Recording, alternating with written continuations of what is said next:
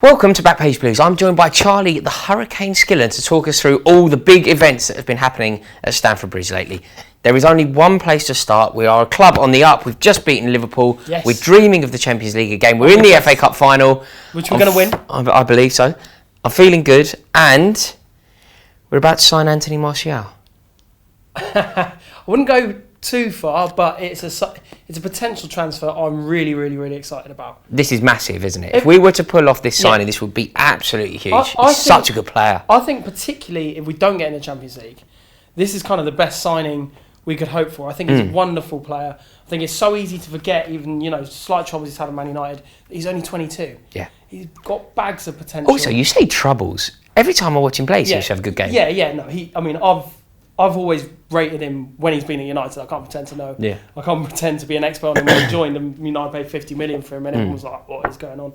But I thought he proved everyone wrong, really. Well, he did. That's what they sing a song about him, don't they? It's like Tony Marshall scored again. Yeah. And he did. And hopefully we can nick it shamelessly. There's some talk I've read that Willian could be involved. Yeah, well look, Willian is a long-term Man United target. Obviously he's worked with Mourinho before and he's a favourite of Mourinho. So that would be... So entering any negotiation with Man United, Willian's going to be on the table because Man United want Willian. They're looking at him. They want a counterbalance, where they want another squad player. It looks like maybe Mata might be going. They've obviously done a whole load of dough on Sanchez and they need to make sure they've got balance the other side. And Mourinho loves those really hard-working players. Like Willian. I think Willian is a class act. I've always rated him very highly. I like him. Yeah. But I think we've had his best years. He's coming towards the autumn of his career. He's 30, Willian. Whereas Martial's not even close to peaking. No, I'd agree. So certainly you'd hope not anyway. I mean, look, I do not want to see Willian play for Man United. I don't want Willian to leave Chelsea, firstly, and I don't want to see him sign for Man United. But if you're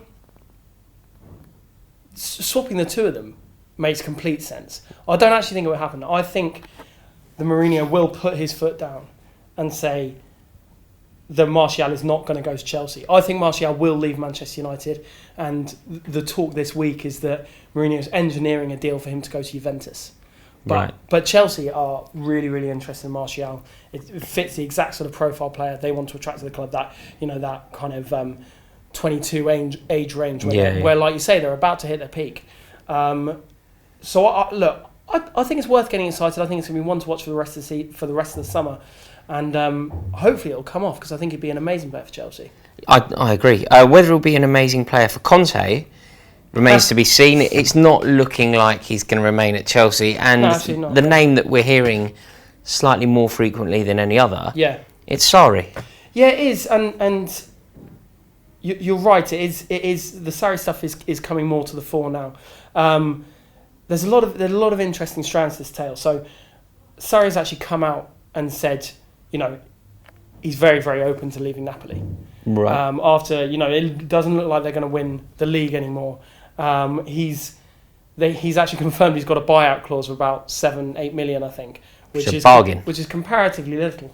And his Napoli side have played some wonderful stuff this season. They've used attacking players in such a such a thrilling way, and I think we all know that's what a lot of fans want to see, and what Roman Abramovich wants to see. My reservations would be that Napoli's the first big club he's ever managed. Yeah, do you know what though, Charlie? I don't buy into this. And he's never won anything. Again, I don't buy into that. Do you want to hear for why? Don't have to buy into it. It's true. I don't think it's relevant though. I don't think it matters. I think whatever you think of Pochettino, whatever you think of Tottenham Hotspur, Pochettino has elevated Tottenham. Yeah, absolutely. Yeah, it goes without saying. And he's done it hugely. Tottenham are now a club that people expect to qualify for the Champions League, rather than expect to fail to qualify for Europa League. So he has taken them to a huge level. He's done that. He's never won a trophy. Okay. Equally, I have an even stronger case for you. Come on. One of Chelsea's worst ever managers of the Roman Abramovich era was Phil Scolari. Yeah. It really didn't go well. No, when Phil Scolari landed at Stamford Bridge, I remember it clear as day. Scolari landed, World Cup winner, everybody's glorious football, Brazil, samba beats down the King's Road. He was the man. He just won the World Cup. We beat Portsmouth, didn't we? First day of the season. Deco pinged in a goal. We were so good that game. And he's the perfect example of a man who is a winner, wins trophies, wins World Cups, and it was terrible. Look, and I think we're seeing more and more stuff come out that this is the route Chelsea are going to go down. Maybe a lesser name to instill that culture at the club, similar to what Pochettino's done at Spurs. And I'm all for that, and I think a lot of people are all for that in principle. I think it'll be interesting to see how many people are for it. You know, if we're eighth in the league, knocked out of the cup quarter final. Do you think that he is the man that the club want? Is Sarri the man that they want? Because I'm reading a lot about Luis Enrique. Yeah, I think they're very interested in Luis Enrique. I think two things with that. I think Arsenal are also very interested with him, and he's actually closer to Arsenal. And the Arsenal manager situation has a huge impact on the Chelsea situation, because the two clubs are going after. Say the two clubs have got 10 names in mind. 7 of them are the same. Yeah, even more, I'd say. Probably 9 out of the 10. Yeah. Quite. And also, the man that's going to want the job is very likely to be the same man. Yeah, do you want to work for a premier, brilliant football club in London, being paid this amount with this amount of budget? It's all very similar. The man who accepts a Chelsea job is very likely to accept the Arsenal job if it was coming his way. It remains a fact, Arsenal have had one manager in 22 years and we've had 147. Yeah. So, the two jobs are slightly different in that way. And the other thing that you hear about every time Enrique's mentioned is wage demands. Yes. I mean, they do seem to be a massive stumbling block for both Chelsea and Arsenal. So it's obviously kind of the biggest situation surrounding the club at the minute. I mean, if we get top 4 and Champions League, it seem a bit ridiculous to sack Conte after that season. This is the issue, isn't it? I mean, I remember particularly where it hit me hard was after the Tottenham game. That's a moment for me. That was a line in the sand where I just thought, this is really, really low. However, if you look at Conte as on the whole, I think he's won 50 games or something crazy like that. He equally, we over his 2-year tenure, we'll have won a league and then an FA Cup, silverware in both years. High-ranking silverware in both years as well, in my opinion. Yeah. It does kind of make you think, why would you sack him? Yeah, I mean, when he goes, and I still think it is. I still think he'll go as well, but it makes you ask the question, doesn't it? I just don't think it's performance-based. Right. I think it's the complete personality-based. Yeah, and that's on 2 levels. It's his relationship with the board and his relationship with certain players. Yes. I think. Okay. So whoever comes in is going to have to get Alvaro Morata firing on all cylinders again. Well, yeah, I mean, look, he seems to be firmly Chelsea's second choice striker at the minute, which you couldn't envisage when he was turning up for 60 odd million. Giroud, I think, has done fantastically. He's turned into a bit of a cult hero for me. Yeah. And he for me, watching him play, the team plays a lot better when he plays, and he creates more space for Hazard to run into, and he's more of a goal threat. When the ball is in and around the box and Giroud's lurking, it feels very threatening. And I think as an opposition defender, you're nervous, and as an opposition fan, you're very wary of Giroud's presence. I don't think that Morata has the same air around him. The same. No, absolutely not. I mean, Giroud must have scored 100 Premier League goals. Yeah. He's great at holding the ball up. He's and you can actually see the difference when there's an aerial challenge, and got some 6'7" Stoke defender behind him. He's there. He's backing in. He's putting the elbow where it belongs. Yeah. And look, there is still a feeling at the club, a big feeling at the club, that Morata will come good. There's a huge feeling among the support, I feel, that Morata will come good, but he has not settled in England. He's struggled with injuries. He's had problems in his personal life, and Juventus are interested in taking him back. Right. If we can get good money for him, it might be a situation that works well for all parties. And the name that we're seeing linked to Chelsea from the French media is Edison Cavani, and they'll go in for Cavani if Morata was to go. Cavani's one of those players that is forever. It's like perennially linked with Chelsea, but never signs for Chelsea. Yeah, Matt Letizia. Yeah. There's been a few over the years. A player that we were forever meant to sign, and it just didn't happen. And Cavani seems to be a player that we were meant to sign about 5 years ago. Signing him 5 years ago probably would have been the move because he's 31. But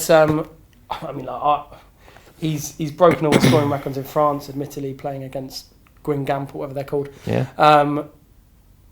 But I think it'd be a great. So is Morata going to stay though, or do we feel like Morata's going to leave? I think it depends who comes in as the new manager and if he fancies him. It depends how serious Juventus are in their interest. I think if Chelsea can get enough money for him, he'll go, because I reckon he would probably want to go back to Italy, which is where his wife's from. He's obviously got twins on the way, and I mean it just all comes down to how much money Chelsea can get for him, I think. Okay. They won't want to lose face and they won't want to lose money. I see. And somebody else that we're very interested in. Yep. Thibaut Courtois. Yeah. Now this situation's kind of moved on a little bit. Obviously, you saw Keylor Navas have an absolute blinder for Real Madrid in the Champions League semi-final, second leg. Thought basically, and first leg. Yeah, well, he's the reason that they're in Kiev and about to be Liverpool. Yeah, well, he's the reason that they're there, as well as his opposition number. Yeah. Gosh, let's not sign that geezer. Yeah. Now, I think if Zidane stays, he'll keep faith with Keylor Navas. But Courtois' contract runs out at the end of next season. Right. Courtois wants to leave Chelsea. He wants to go to Real Madrid, or Madrid anyway. The news is now that he will basically just sit tight another season and we'll lose him for free. Oh no, we can't allow that. So I think the move is try and get rid of him now if Real Madrid are interested. But he wouldn't sacrifice a year of his career to do that. So for example, if we were to say, like, if you don't have to allow somebody to sit tight, what Alexis Sanchez did to Arsenal doesn't need to be permitted by the club. No. We could say to Courtois, you either leave now or you aren't going to play, irrespective of who we sign, irrespective of anything. You aren't going to play for a year. As a footballer, you have a very finite career. You probably have a 10-year You've career. Got a bit longer than that, haven't you? Oh, I've played. Oh, yeah. You probably have a 10-year career at the top. Oh, I see. At the top. You went like 8. Exactly. Yeah. So you wouldn't write off that amount of time at the top. No, but I mean, I don't think he'll be writing it off. I think. But you'd be writing off 10% of your career. 10% of your career, you'd be writing off to force a move for it. You're talking hypothetically. I still think. Well, you think Chelsea will play him even if? Yeah, he'd be the best keeper at the club. Yeah, but he'd be holding the club to ransom. There's a principle here.